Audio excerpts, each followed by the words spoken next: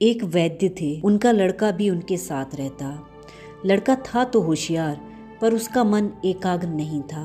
पिता ने उसे समझाया कि हर काम मन लगा कर किया करो, परंतु उसका काम करने में मन नहीं लगता।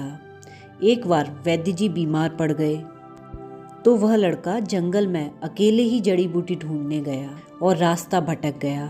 जंगल में खो गया और जंगल में रात में जंगली जानवर इधर उधर घूमने लगे, जिससे डरकर लड़का पेड़ पर चढ़ गया। उसने देखा कि एक भेड़िया जो अपंग था उसके पेड़ के नीचे आकर खड़ा हो गया। ऐसा लग रहा था कि भेड़िया बहुत भूखा है, उसे कई दिन से कुछ खाने को नहीं मिला। कुछ ही समय के बाद एक शेर वहां से निकल कर गया।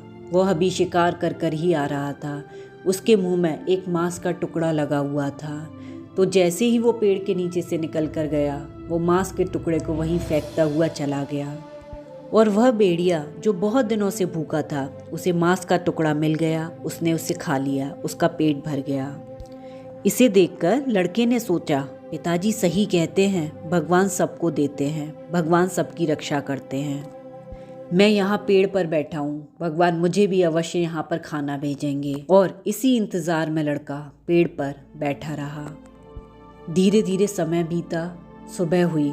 लड़के ने देखा कि कोई भी उसे खाना देने नहीं आया। लड़का बहुत भूखा था, उसने कल से कुछ नहीं खाया था। लड़का पेड़ से नीचे उतरा और आगे चलने लगा। तभी उसने देखा वहाँ से कुछ साधु जा रहे हैं। लड़का उनके पास आया और उनसे कहने लगा, मैं बहुत भूखा हूँ, मैंने कल से कुछ नहीं खाया, कृपया मुझे खाना दीजिए।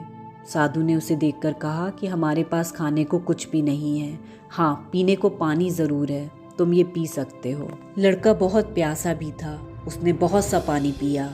जब थोड़ी देर में लड़का थोड़ा ठीक हुआ तो उसने संत से प्रश्न किया, मैंने सुना है भगवान सबकी रक्षा करते हैं, और मैंने आज ऐसा देखा भी, भेड़िए को शेर ने खुद खाना दिया।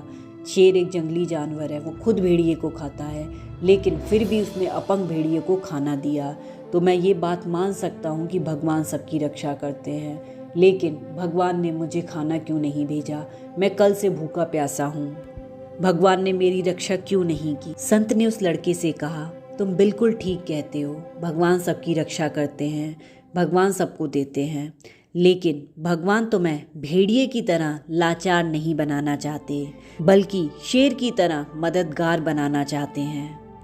भेड़िया पूरे जीवन किसी न किसी पर निर्भर रहेगा। अगर भगवान आज तुम्हें ऐसे ही भोजन दे देते तो तुम एक लाचार व्यक्ति बन जाते और जीवन भर दूसरे पर निर्भर हो जाते।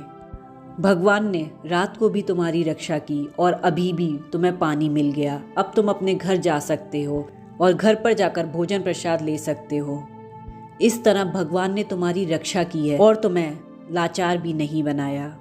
भगवान तुम्हें ऊपर उठाना चाहते हैं, नीचे गिराना नहीं चाहते हैं, तुम्हें आलसी नहीं बनाना चाहते, क्योंकि जो लोग आलसी होते हैं वो समय के साथ साथ शारीरिक और मानसिक रूप से कमज़ोर हो जाते हैं। और बिना मेहनत के कुछ पाने की इच्छा हमारी कमज़ोरी है, मानसिक रूप से भी और शारीरिक रूप से भी। सफलता का एक सबसे बड़ा राज है सही दिशा में मेहनत करना, वो भी खूब मेहनत करना। संत ने उस व्यक्ति से कहा, अगर तुम जीवन में उन्नति करना चाहते हो तो कुछ बातें याद रखो। पहला, मेहनत करना। दूसरा, ईमानदार बनो। कभी भी चोरी से या दूसरे का हक मारकर पैसा इकट्ठा मत करो। अगला है, हमेशा सत्य बोलो। हम झूठ बोलकर थोड़ा सा पैसा कमा सकते हैं, लेकिन लंबे समय तक वो पैसा बना नहीं रहेगा, इसलिए हमेशा सत्य बोलो। तीसरा है, सामने वाले को इज्जत दो। जब हम दूसरों को इज्जत देते हैं तो वही हमें लौट कर मिलता है। अगला है, विश्वास पैदा करें। ऐसा काम करें जिससे लोगों को हमारे ऊपर विश्वास हो सके। अगला है, जिम्मेदारी लेने की भावना को बढ़ाएं। जिम्मेदारी से भागे नहीं, उसे स्वीकार करें और जीवन में आगे बढ़ें। इतना कहकर संत वहाँ से चले गए और लड़के को भी ये बात समझ आ चुकी थी कि भगवान ने भी आज उसकी मदद ना कर कर कितनी बड़ी मदद करी है, वरना वह लड़का जीवन भर उस अपंग भेड़िए की तरह ही अपंग बन जाता, यानी लाचार बन जाता।